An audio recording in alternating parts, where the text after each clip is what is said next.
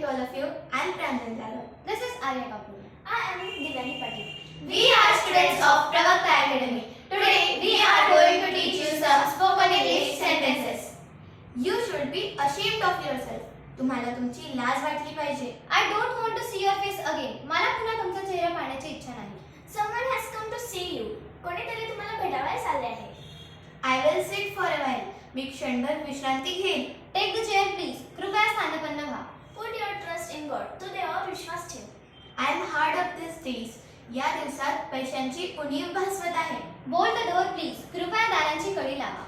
You are unnecessarily worried. विनाकारण आपण चिंता करीत आहात.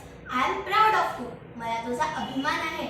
Don't get nervous. उदास होऊ नको. I didn't think it proper to wake you up. तुम्हाला जागे करणे मला योग्य वाटले नाही. Why are you staring at me? तुम्ही मला असे डोळे वटारून का बघत आहात? You are angry for nothing. आपण विनाकारण रागात आहोत. There is nothing to fear. घाबरण्याचे काही